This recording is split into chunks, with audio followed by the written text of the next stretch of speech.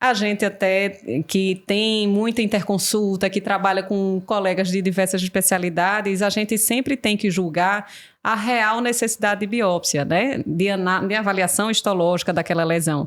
Então, a primeira pergunta, quando a gente está discutindo um caso ou, né, com um paciente de difícil diagnóstico ou condução, é avaliar se essa biópsia, de fato, vai agregar alguma informação ou mudar a conduta daquele paciente, né?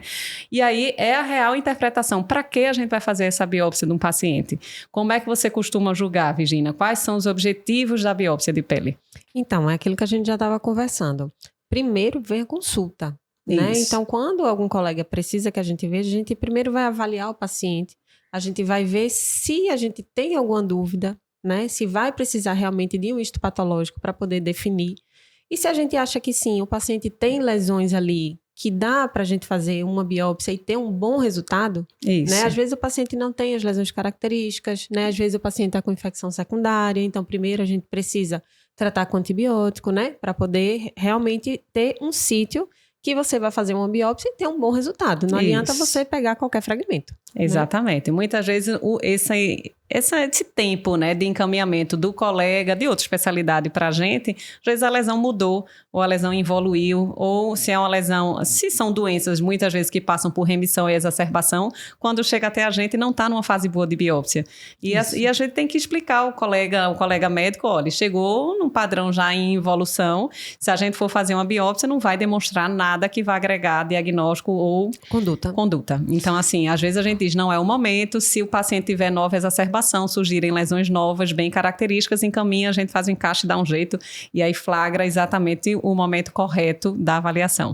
Por exemplo, exemplos simples que eu vou dar aqui. Por exemplo, uma dermatite de contato. Às vezes a pessoa, o médico não dermatologista, acha que se a gente realizar uma biópsia, a gente vai ter um resultado que vai dizer qual é a etiologia daquela dermatite de contato. Um outro exemplo, isso não é verdade.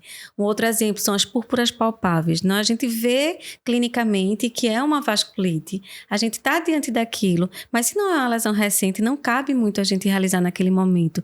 Então, aguardar. Se a lesão está infectada, se a lesão está infectada, vai ter um infiltrado de neutrófilo ali no histopatológico que vai atrapalhar toda a formação do outro infiltrado que vai ajudar o patologista a ajudar. Então, a gente muitas vezes precisa tratar essa infecção primeiro, às vezes com pomadas de antibióticos e cremes, para depois poder realizar o procedimento, né, a biópsia.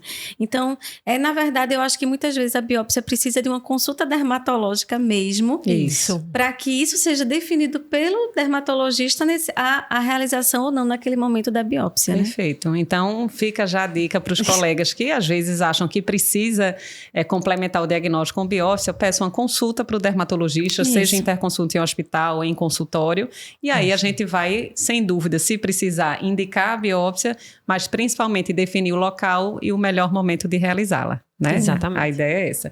E a gente explica também, né, Virginia, que por que é tão importante a gente fazer biópsia e complementar com dados histopatológicos. Porque alguns colegas dizem que a pele é um órgão meio burro entre aspas. Ela reage de forma muito semelhante a diversas doenças completamente distintas. Então, a gente pode pensar em 5 hipóteses e o patologista pensar em mais 5 por questões de infiltrados muito semelhantes e só a correlação clínico-patológica é capaz de fechar o diagnóstico, né? Aqui, quem está nos acompanhando no YouTube, a gente vê aqui, por exemplo, padrão de espongiose, a gente vê em diversos eczemas, dermatites de contato, às vezes até micose fungoide e linfomas podem se confundir com algum grau de espongiose. Padrão psoriasiforme não quer dizer necessariamente que é psoríase, né? Sífilis, pitiríase rubra pilar, né? Pitiríase rósea e algumas outras dermatites podem ter esse padrão.